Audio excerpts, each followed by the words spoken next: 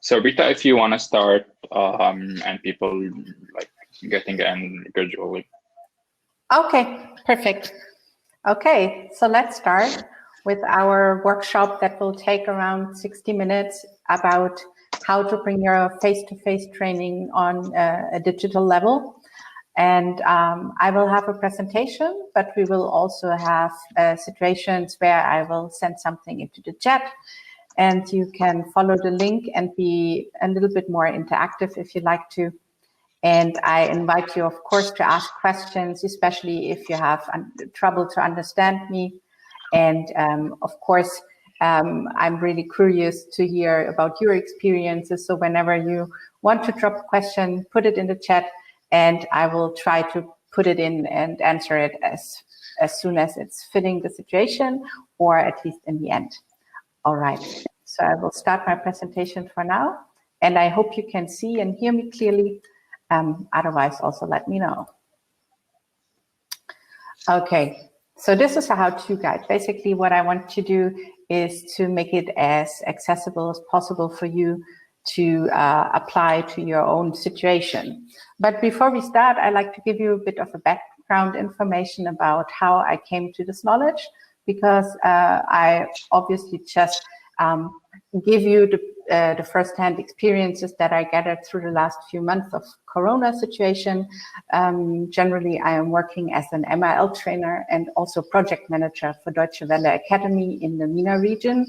For those of you who don't know Deutsche Welle Academy, we are working worldwide, basically on the topic of free speech and human rights.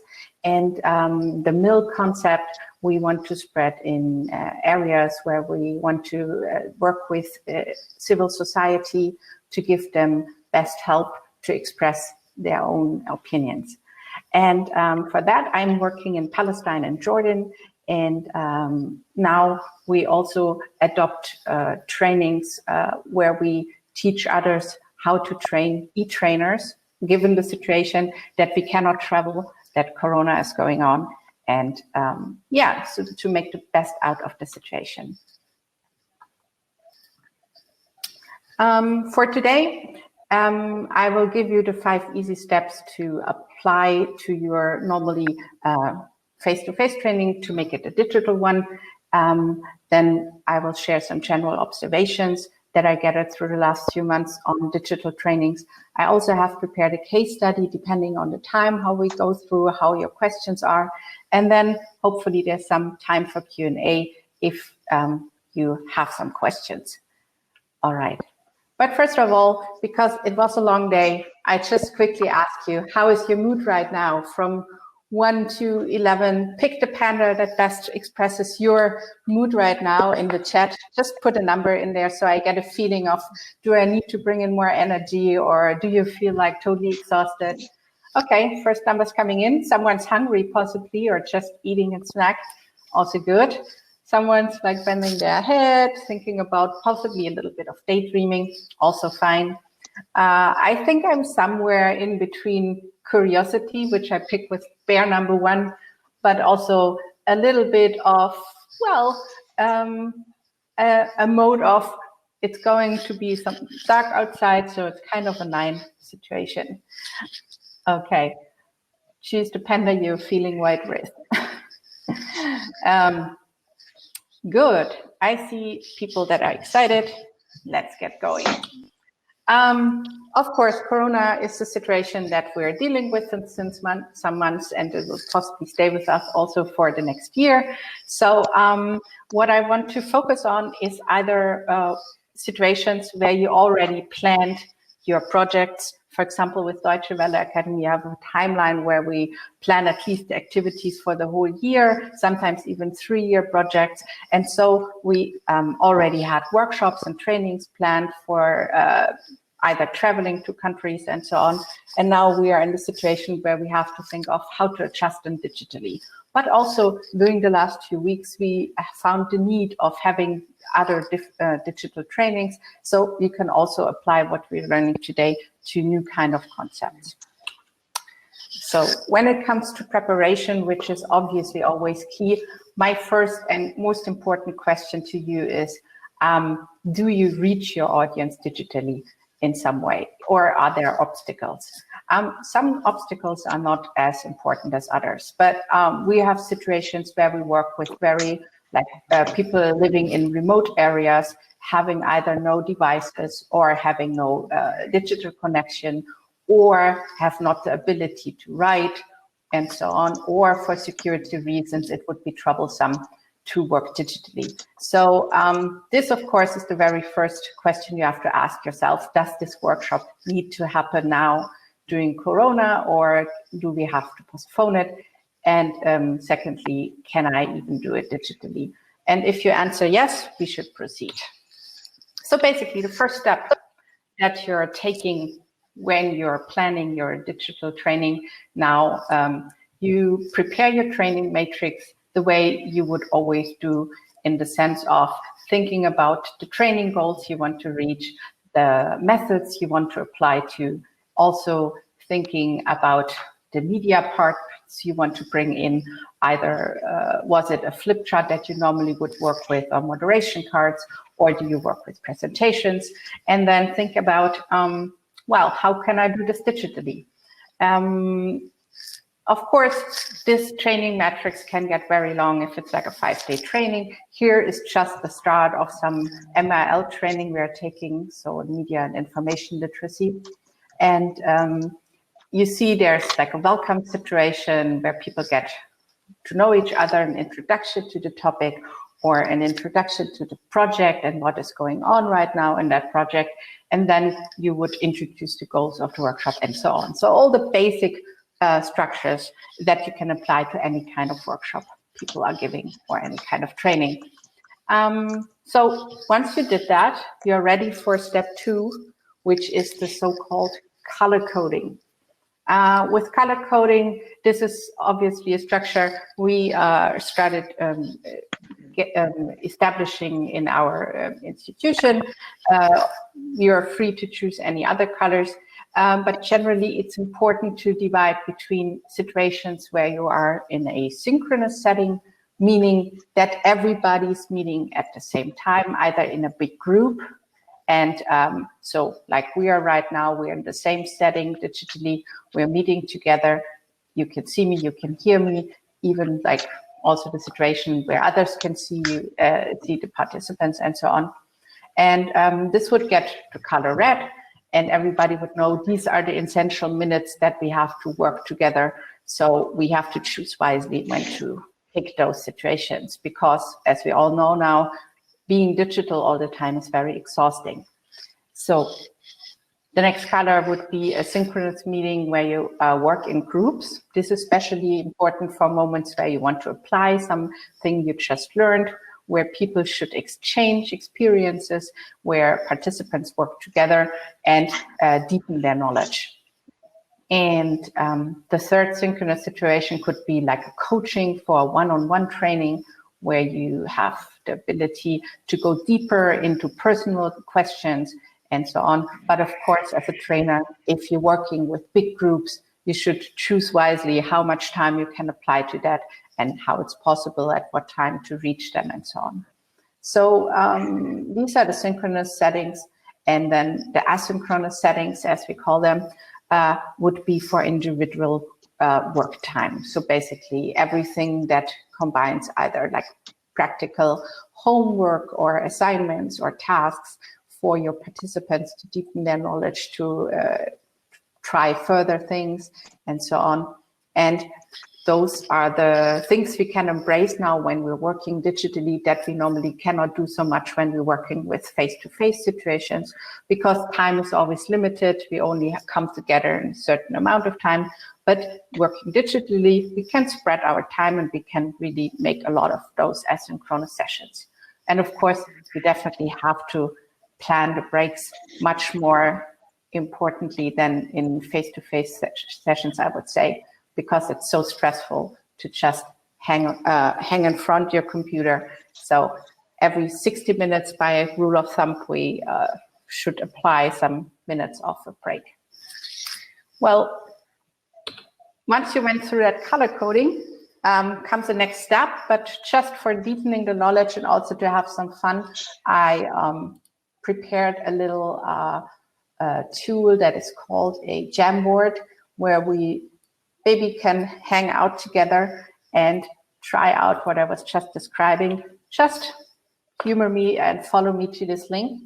I will open it separately and I'll meet you there. So open the Jamboard and I will tell you what we're going to do there.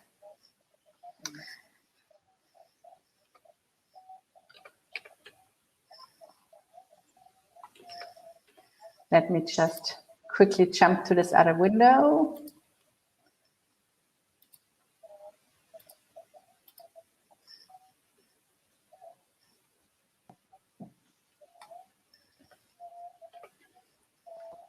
All right, so I see some of you followed me to the Jamboard. What you can see in the Jamboard is a reminder of the color codes for the sessions. And of course, you see some basic instructions that normally are part of the workshop. For example, everybody needs a coffee break. So this is like a post-it, but without a color yet. So just check on the left side the colors of the color coding. And if you can decide what color coffee break is, just double click it and assign the color that would fit. And yeah, try to do the harder ones as well, like the lunch break. So whoever has access, I see a hamster, I see an octopus, I see a kangaroo, just try to apply a color. I will help you in the end. Okay, getting started, very good. Just as a background information for you, the Jamboard is free to use. It's part of the Google apps that you can have in your Google Drive. So what you need as a trainer is a Google account, but your participants don't need to be signed in to work with you. So the only thing you have to do is if you start a workshop, you set up the Jamboard in your Google Drive, and you only need to pick the share button, create a link, and send it in a chat. So that's one of the easy tools we can work with digitally for people to join, to brainstorm, to collect ideas, to, yeah, just have a feeling of collective information and so on. Okay. Very good. Someone decided to put coaching in a yellow color. I can totally agree. This would be possible to coach on a one-on-one session as a synchronous tool. Obviously, I will think of the lunch break. It already says it's a break, so it should be green, exactly. And well, what are the most important parts in the training? Those should be the reddish parts. The most important parts, when we come together, we should choose wisely how we use that time. And obviously, it's very important for the beginning to have a welcome situation together. So I will just turn it red, because this is something where we all need to come together digitally and work together. I see some moving around. Yeah, how to make a visual journey. Exactly, that could also be the title of our workshop. In that sense, it's, yeah, you put it to the group work. We can do that as a group work. It could be even a home assignment to make your own visual journey. So it can have different colors in that sense, depending on where I put it in my workshop. Possibly an energizer. For those who don't know it, an energizer is helping in any kind of workshop situation. Once, like for example, you come out of a lunch break, people are really exhausted because of the heavy food and so on, and then you need something to liven them up. And the same is happening when we are in a digital workshop, of course, as well. We need to have those energizers, those fun parts, those things where we get the feeling of a group experience, but also waken up even in front of the screen. So this is something we have to share. I will put it into a reddish color because this is something we do together. And as you decided rightly, the review and checkout should also be red. Okay, and as well as the check-ins, with which we should start in the beginning of a workshop. Okay, we have another coaching.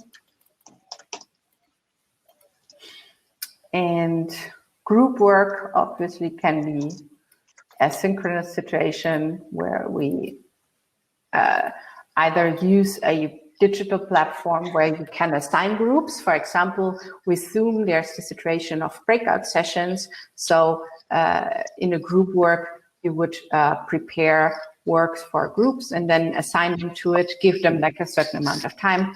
And it would be synchronous that all the groups of your participants work together. But it could also be an asynchronous situation where you as a trainer are at home and doing other things, and the groups decide on themselves when's the best time for them to work. So it can have different colors, but here let's put it orange because it's basically group work. And we decide that for this workshop, they should all be at the same time digitally working, but in their own space. All right, with the lunch break, let's make it green. And coffee breaks as well. So this is the first part, what we're doing after we assign colors. And it's also the part where we start to think about the visual journey of our workshop. So thank you for this work. We have one thing left. I want to just quickly introduce that the invitation to the workshop, of course, is before the workshop. So this is something we don't have to do synchronously, but we have to obviously think about how we can reach our participants, how to make sure that everybody is on track and knows where to be and so on. So this is an asynchronous situation, but obviously it's an important part in digital workshop as well as in face-to-face that we have to think about how to communicate and how to reach our participants. All right, thank you for that. I think this went very smoothly. I will show you now how we can progress from this color coding to the visual journey.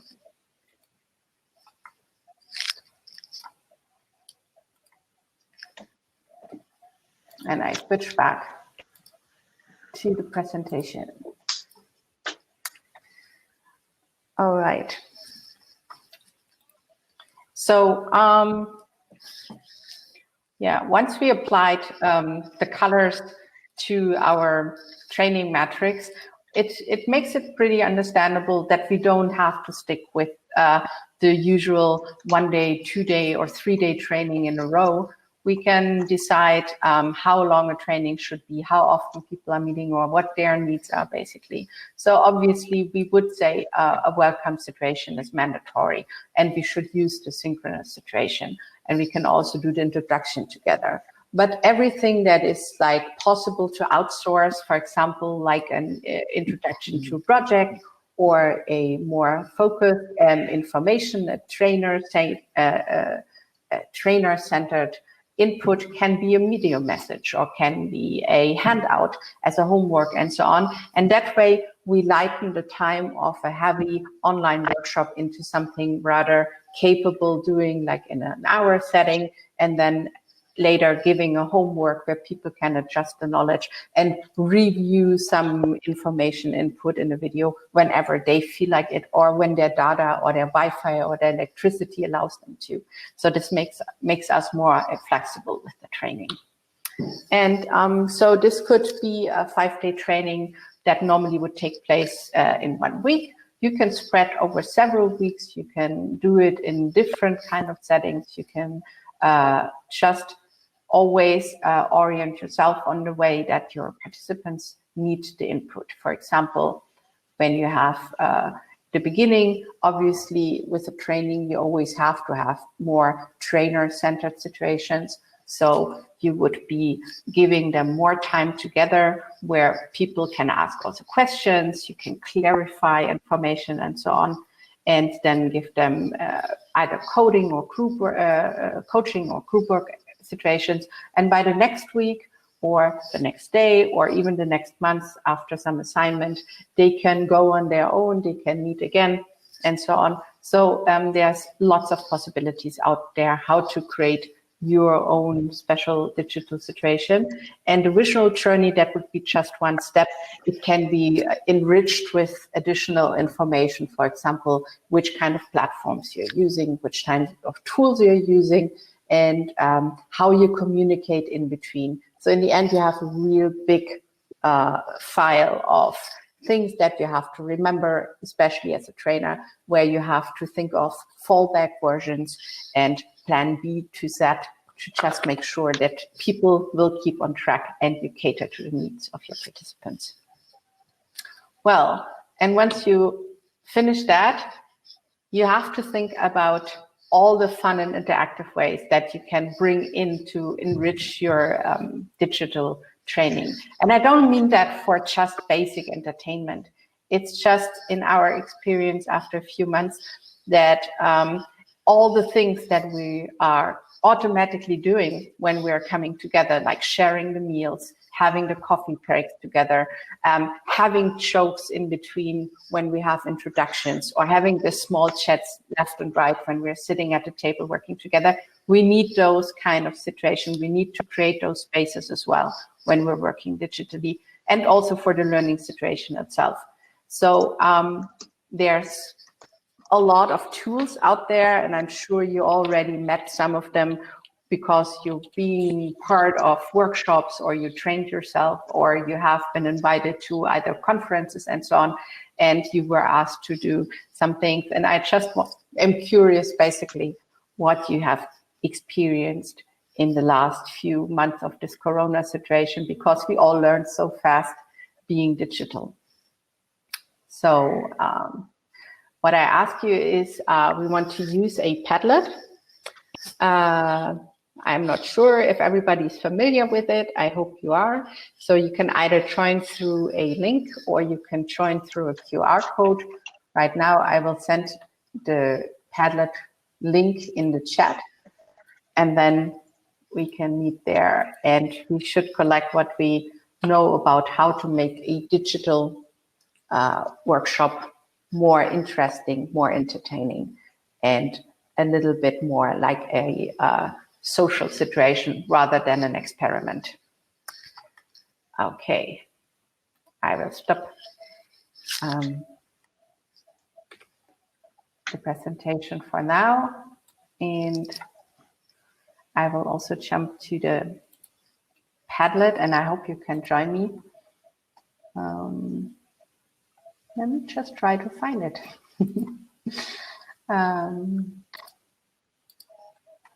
All right. There we are. I hope you can see the Padlet. I'm not sure yet already. Yes. Okay, so with the Padlet, you have this little plus sign in the right-hand corner, and when you click it, you can add your own thoughts. So it's also a good way to brainstorm, to collect ideas, and also links. So all the things that we're doing normally in a workshop where we have a flip chart, or where we use moderation cards, or where we have the possibility for participants to ask questions, we can give them a link to this Padlet, for example, and say whatever you have in mind or what needs to be done later, you can add it, and people can go there, and simultaneously as a trainer, I check and I will see answers. So for now, what I'm interested in is for you to share your own experiences of what makes a online training fun and interactive. Do you know tools that can help you? Do you know good energizers? Or do you generally know good practices and methods to enrich it? Because we are not starters here, I'm just giving you the 5 steps, but basically everything that we experienced the last few days, there's a lot of practical knowledge out there. So join in and share your best knowledges that you, or best practices that you gathered. For example. Yeah, so everyone, basically what Britta asking for is to share your audio and video with us and to ask live questions, right, Britta? Exactly. Yeah. So I can give examples for what I always can do is do a live video explanation or tutorial to unload the burden of giving like just a full-on exercise or just a talk. And yeah, there's also tools out there, like we now hear about the Menti, that you can do. And okay, check now. Maybe you can explore further what that is. Is that a tool, the check now, or just a comment? I'm also a big fan of handouts that you can share either in a WhatsApp group or as pictures, just an easy way to access information without having the heavy burden of all being together and so on. Okay. Also, Miro. Yeah. Like honestly, I like Miro very much. Yeah, Miro board is very special. We used it in our TTETs. So when we were training trainers, we asked them, for example, to create their visual journeys on the Miro board. There's a lot of pro sides to that app. You have basically an endless spread of space where you can add your own drawings, where you can import pictures, but you also have like the sticky notes and can have a whole conceptual work inside the space, and just it's limitless. Basically, you can jump from one space to another and everybody can follow you. That's the pro side, and I encourage you to try it out if it fits to your needs of training. The rather problematic side is with it that it's very power heavy. So if you have users that only work, or participants that only work with smartphones, it will not work out because they cannot navigate in the setting. So Miro board is excellent when you work with people that have laptops, that have big screens, and also have some kind of quite strong web connection. But there will be other parts. For example, a Jamboard is either easier to navigate also on a smartphone as well as a Padlet. And sometimes it's even enough if you share the whiteboard in your, for example, Zoom situation and so on. Exactly. Yeah, and we have icebreakers here. Icebreakers, of course, it's important in the beginning to make people part of a group to better get to know each other. You know that situations when you get to get started, but everybody's a little bit hesitant to join in. So what you do is you ask questions or give them little games and help them to break the ice, basically. So you can also do that digitally by asking, okay, everybody grab something that is red next in the surrounding of your laptop. And then everybody has to show something, or make a picture outside of your window so we get to know where people are seated. And that's also a good start to get more on a personal level and learn the situation that people are in, which is quite nice. So this was my way to introduce the Padlet, but also collect. I'm sure there's like other things out there. For example, I don't know if you ever heard about Kahoot.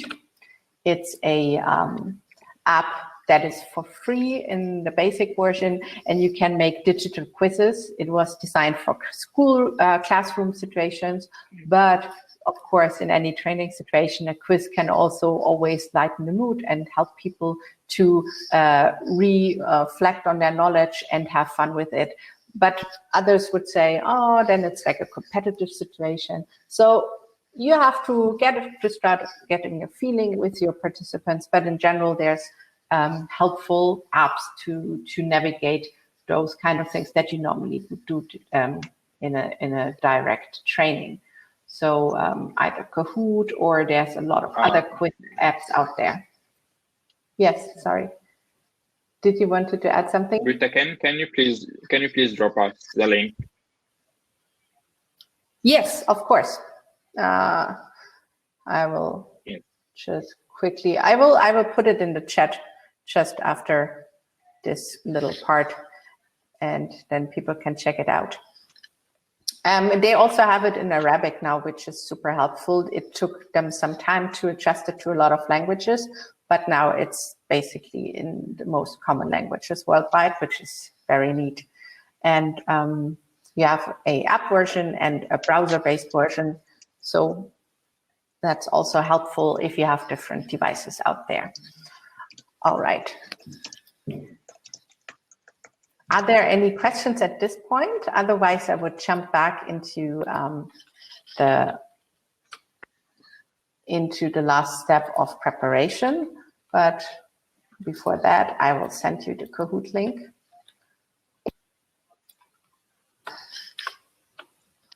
And you can check that out. I don't see any questions for now. Okay. So let's jump forward.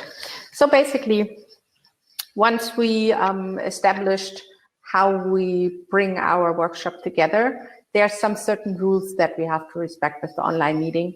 And I shortened them, to be honest, because they are like, I'm sure by now people got together and have 100 of rules.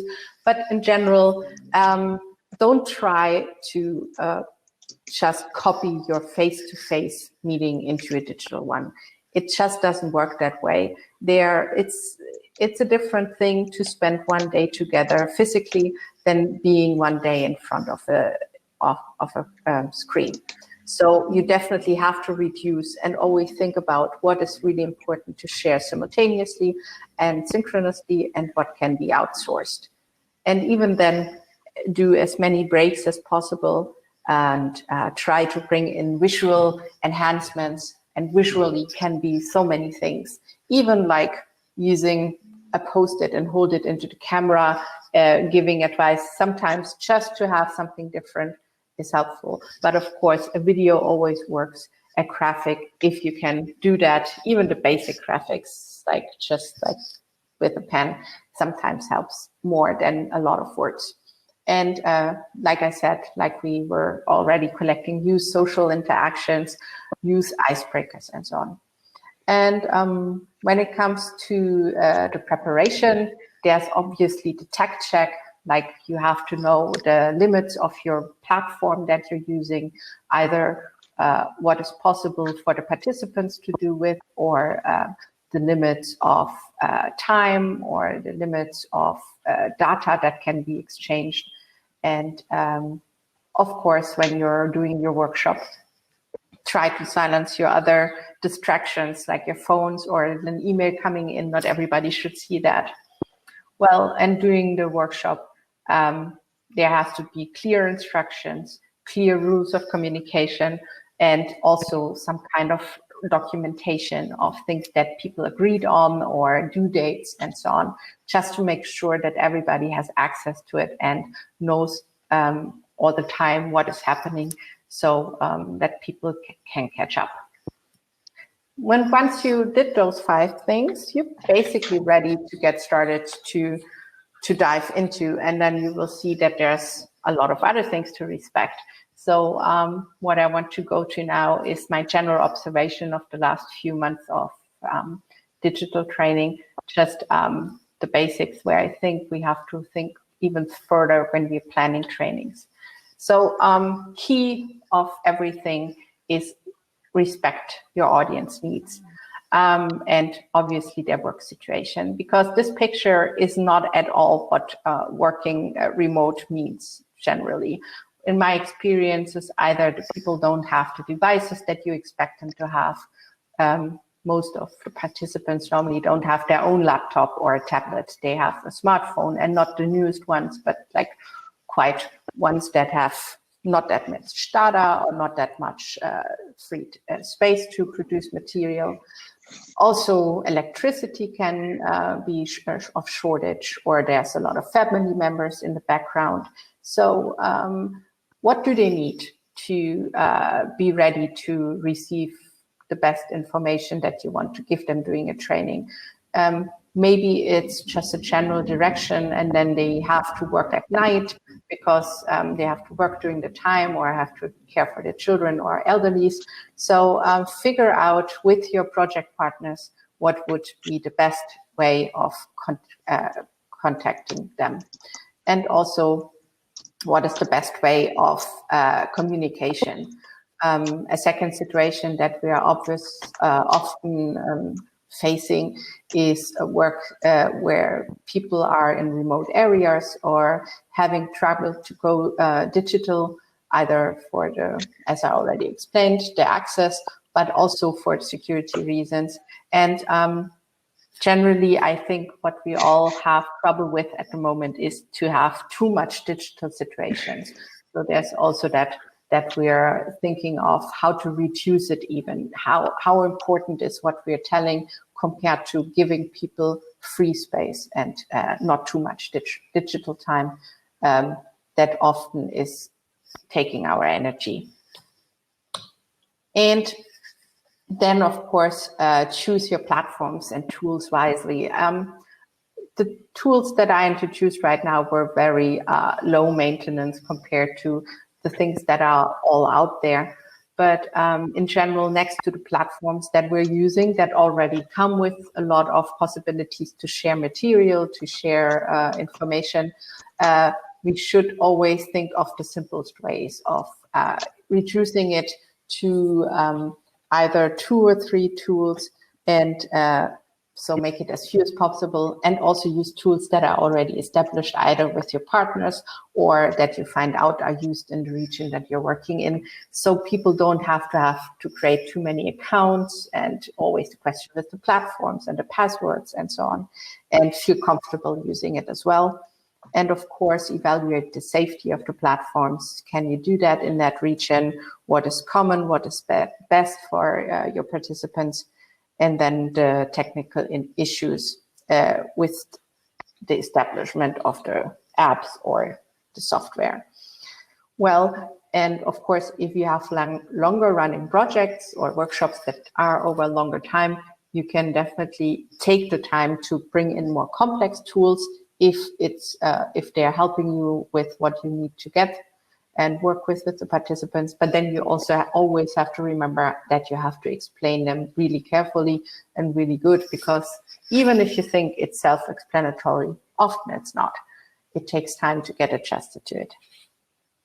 Now, I want to take a few minutes to give one example of a digital training I was talking to with a colleague in Lebanon. It's not really a case study, it's just a small example. Something happened with the picture here. Normally you would see faces, but okay.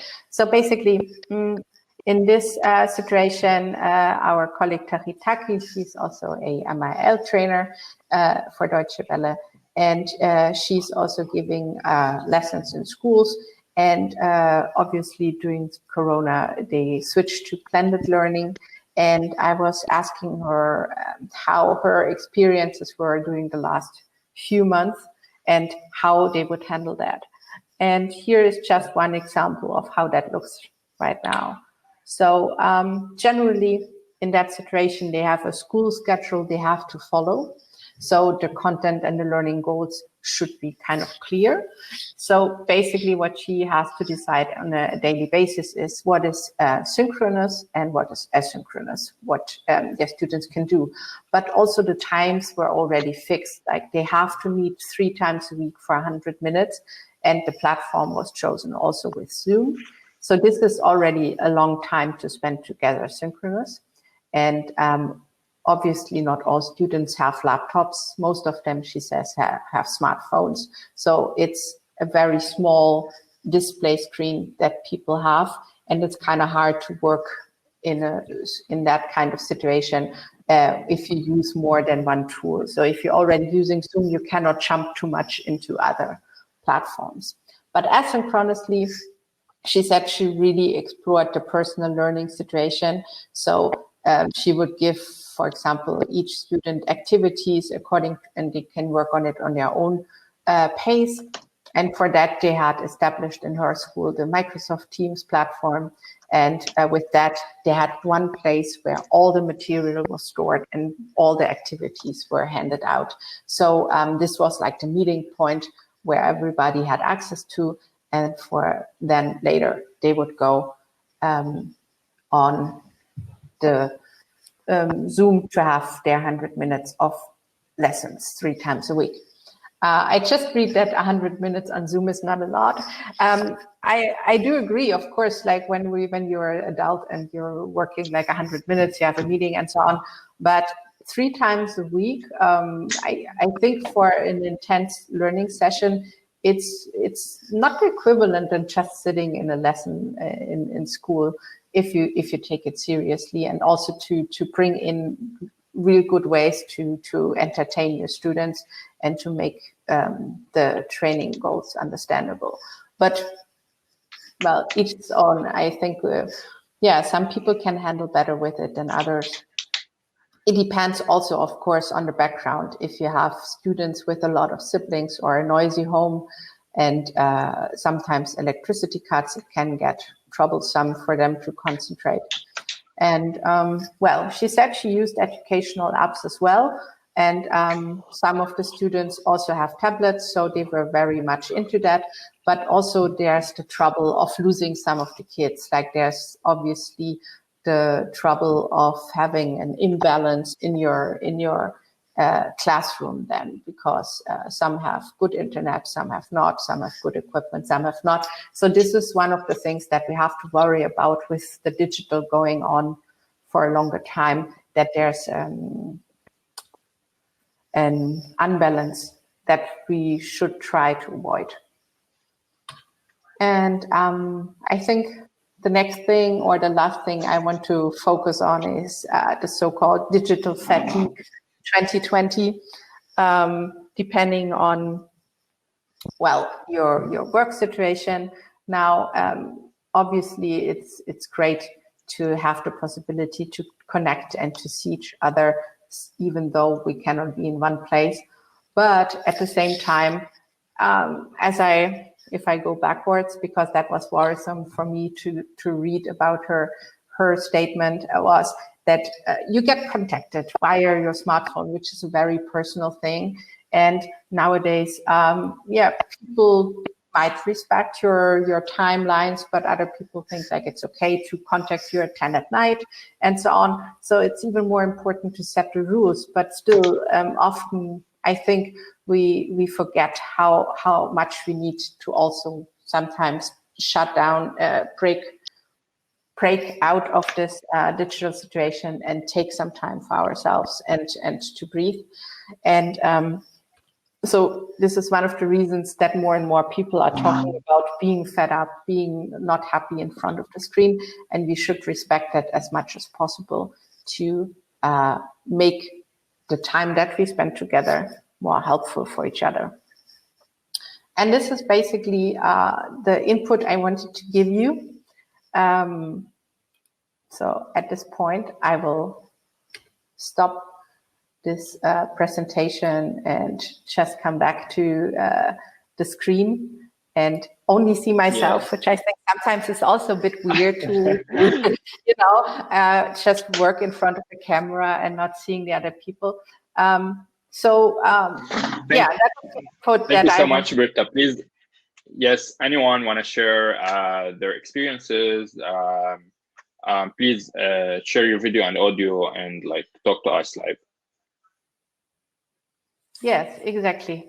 That was what I wanted to ask you. Share either your trainer experiences if you are in the situation that I was describing already, or the other side, like when you're a participant, what was really helpful, what was really troublesome for you.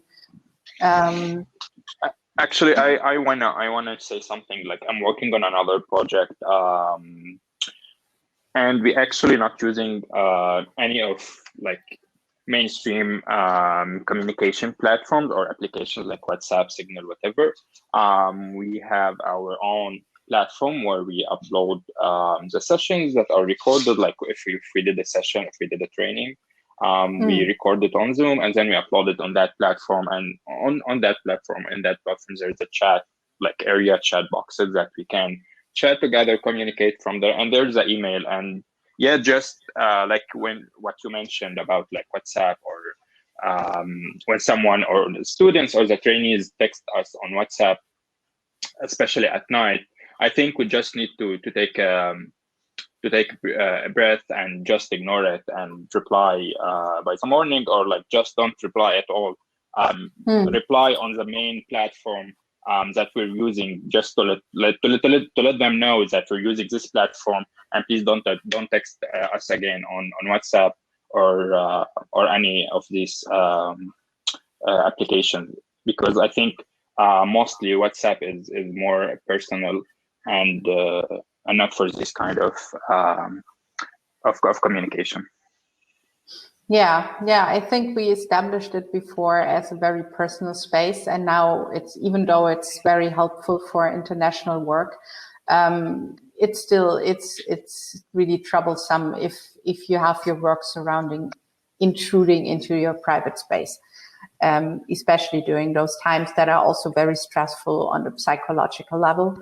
And so setting boundaries should be like the first thing you have to adjust to and learn in those kind of times. Any other thoughts? And by providing, but I think that by providing the exact tool or the useful tool to communicate, that will help you saving and keeping that boundaries. Yes. Like if you have a specific platform to do that, and you're responsive and you're responsive on that platform, so like there's no need for anyone to text you on WhatsApp, you know. Exactly, that's true. But we do have colleagues that work especially on WhatsApp because it's the only common platform where they can reach their participants. So this can happen, then it's your main workspace and still your private space. So even then you have to give the time limits and hope that people accept it. But yeah, it's depends.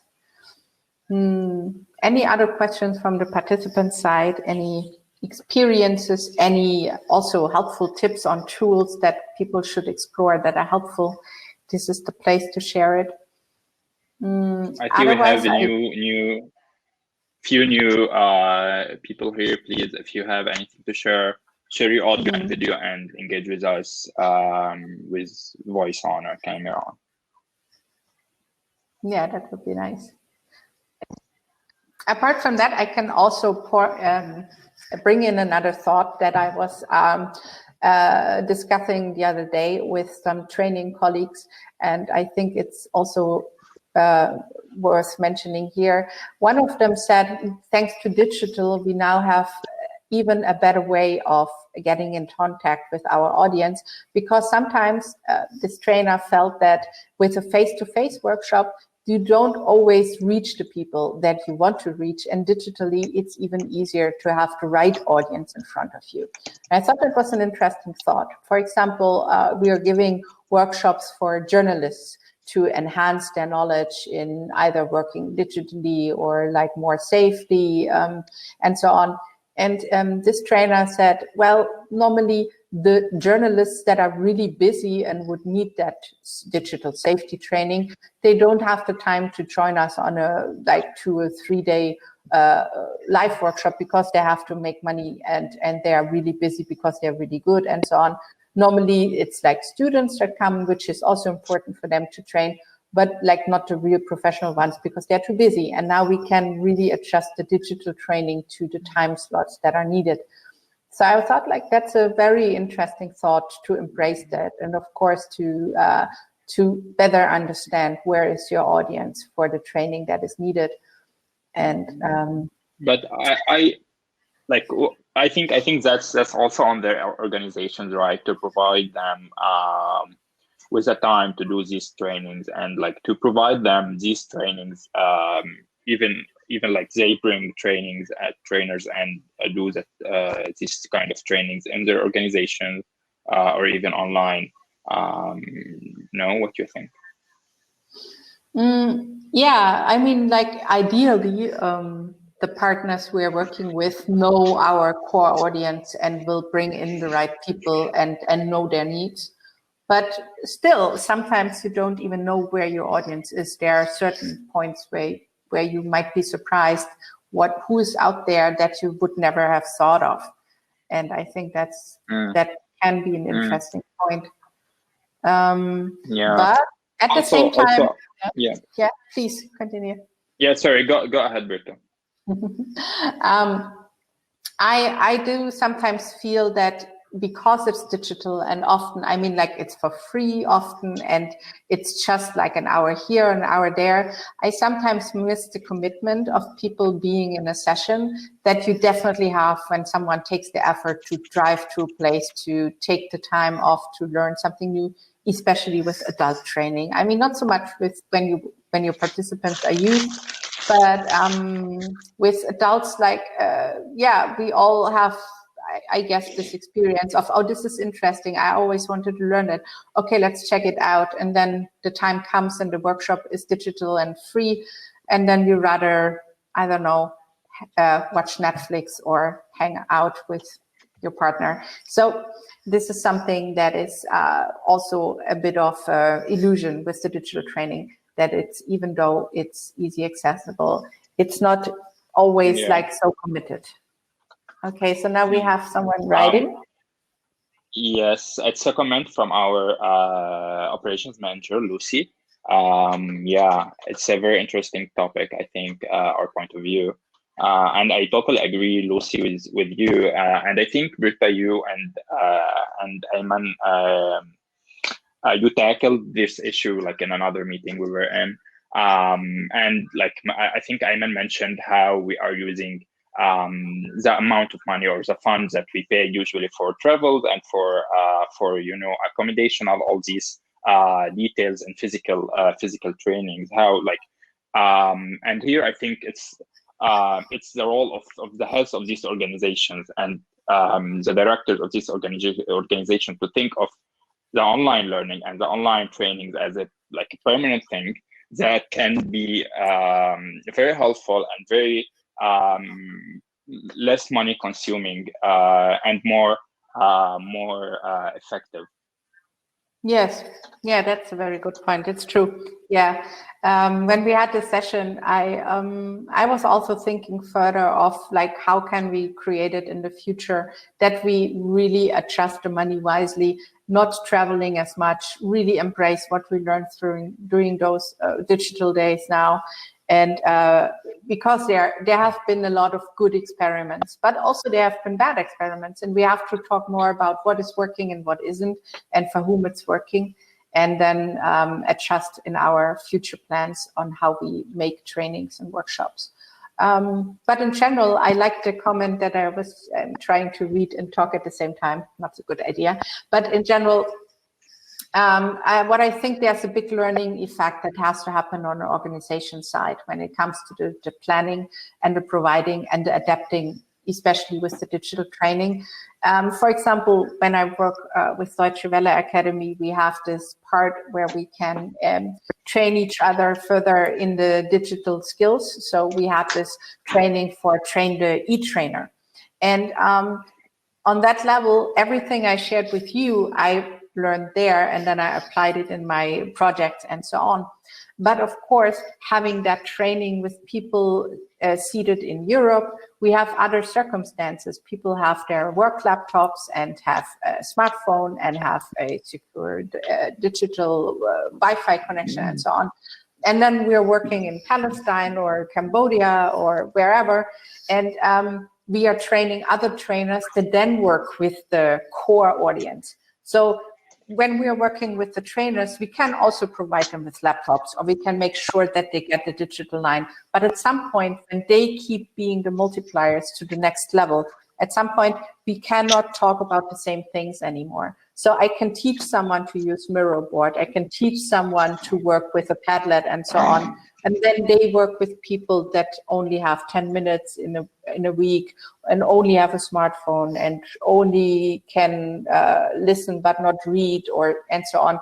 And at some point, a lot of the things that I think are super easy to do in a training are not applicable anymore. So this learning effect of what's the minimum that you have to make your workshop working and so on, these are the things we have to talk more about and then apply it in the training.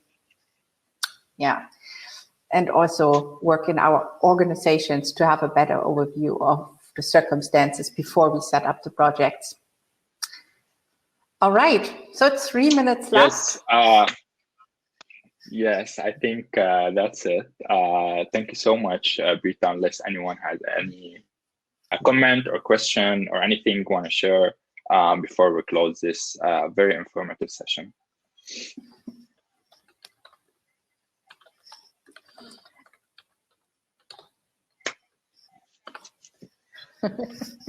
Well, I thank you for staying here with me, and I appreciate the time that we are sharing, because I know it's precious. We all have busy lives, and well, I'm glad I was invited. Thank you so much. Thank you so much, everyone. Thank you so much, Britta, for this time. And bye-bye. Bye.